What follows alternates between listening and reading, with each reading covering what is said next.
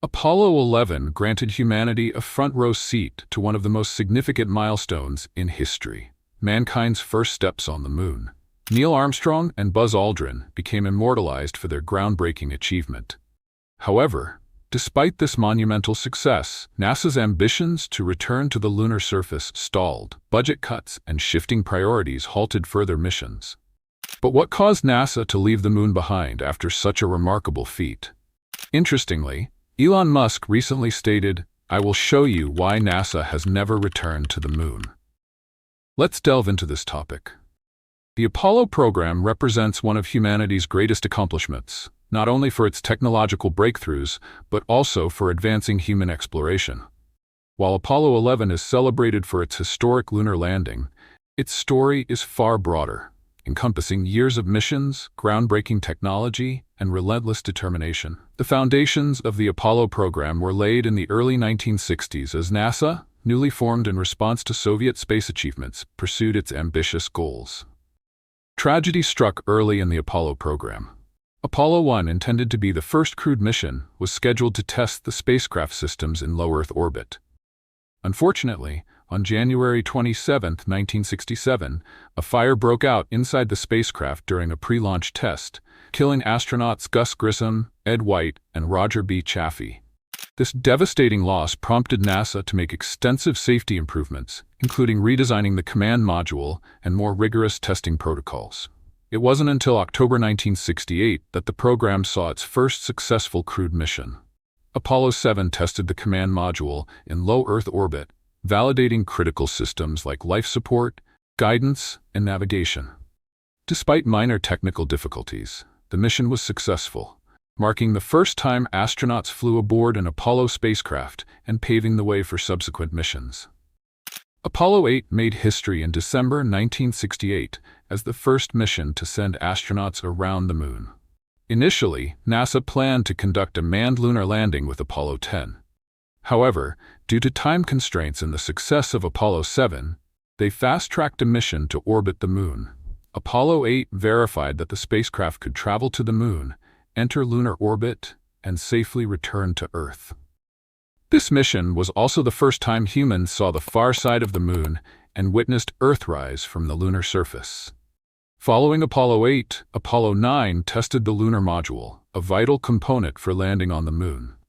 This mission verified that the module could separate from the command module, maneuver in space, and safely reconnect. Apollo 10 then served as a full rehearsal for Apollo 11, testing every aspect of the lunar landing sequence, except for the actual touchdown on the moon.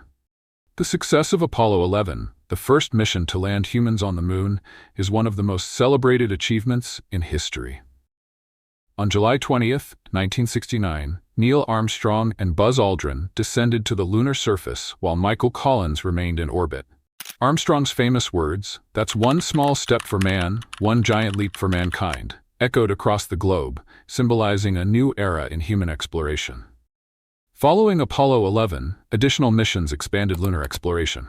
Apollo 17, launched in December 1972, was the final crewed mission to the moon. It marked the end of an era, as astronauts explored the Taurus-Littrow Valley, conducted scientific experiments, and collected extensive lunar samples. Despite the program's success, Apollo 17 remains the last time humans have traveled beyond Earth's orbit. The Cold War played a critical role in the space race between the United States and the Soviet Union. The origins of this competition are traced back to the broader geopolitical rivalry between the two superpowers. The US, championing capitalism and democracy, and the USSR, promoting communism, competed for global influence in nearly every arena, including space exploration. The space race began with the Soviet Union's launch of Sputnik 1 on October 4, 1957, the first artificial satellite to orbit Earth. This achievement shocked the US, raising concerns about the USSR's technological and military capabilities. The US government responded by creating NASA in 1958 and heavily investing in science and technology to close the perceived gap. The Soviet Union continued its advancements, sending the first human, Yuri Gagarin, into orbit on April 12, 1961. His flight was a significant victory for the USSR and spurred the US to accelerate its space program. The space race became a symbol of technological and ideological superiority, with both nations eager to prove that their political systems could achieve greater progress. While the Soviets initially led the space race, the U.S. made significant strides, culminating in the Apollo program and the lunar landing. However, after Apollo 17, the focus shifted. The high costs of lunar missions, coupled with changing political priorities and public interest waning, caused NASA to abandon further moon landings. The space race wasn't just about military and technological supremacy. It symbolized humanity's desire to explore and conquer new frontiers. The Apollo missions pushed the boundaries of human capability and left an indelible mark on history. Yet despite their success, the question remains, why didn't NASA return to the moon? Apollo 11 remains a testament to human ambition, technological achievement, and perseverance. The mission demonstrated humanity's potential to reach beyond Earth and achieve what once seemed impossible. The legacy of the Apollo program lives on, inspiring new generations to continue exploring space. As private companies like SpaceX push the boundaries of space exploration, perhaps the dream of returning to the moon will finally be realized. The spacecraft successfully entered lunar orbit, with the command module remaining in orbit around the moon, where astronaut Michael Collins stayed behind. Meanwhile, Neil Armstrong and Buzz Aldrin transferred to the lunar module, named Eagle, with the crucial mission to land on the moon's surface. Their objective was clear: explore the surface, collect samples, and return safely to the command module before beginning their journey back to Earth. As the Eagle separated from the command module, the descent process commenced, a task that would span several hours. Though equipped with a guidance system, the descent was not fully automated. Buzz Aldrin had to manually pilot the lunar module, carefully steering it away from hazardous boulders and craters to locate a flat and secure landing site. As they approached the surface, Neil Armstrong encountered unexpected obstacles.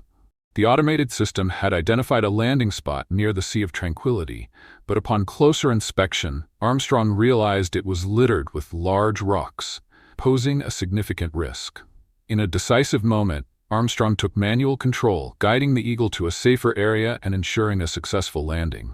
Once they landed, Armstrong and Aldrin prepared to exit the lunar module. Armstrong became the first human to set foot on the moon, making history with his iconic declaration, "That's one small step for man, one giant leap for mankind."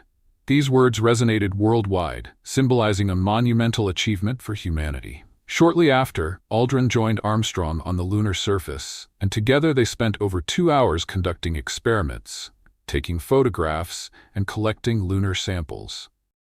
The success of Apollo 11 marked a significant milestone in scientific and technological progress, as well as a political triumph during the Cold War era. By achieving President John F. Kennedy's challenge to land a man on the moon by the end of the 1960s, the United States solidified its position in the space race against the Soviet Union.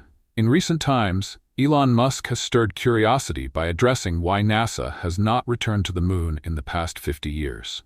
Musk, known for his relentless pursuit of space exploration, has focused much of his efforts on Mars.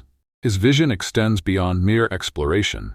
He aims to make humanity a multi-planetary species. For Musk, the drive to colonize Mars is rooted in the belief that Earth's future is fragile. He frequently highlights the risks posed by natural disasters, climate change, and potential human-made catastrophes, advocating for a backup plan to ensure humanity's survival. Mars, according to Musk, presents the best opportunity for human colonization. Unlike the Moon, Mars has the potential to sustain life due to its atmosphere, gravity, and water ice reserves beneath its surface.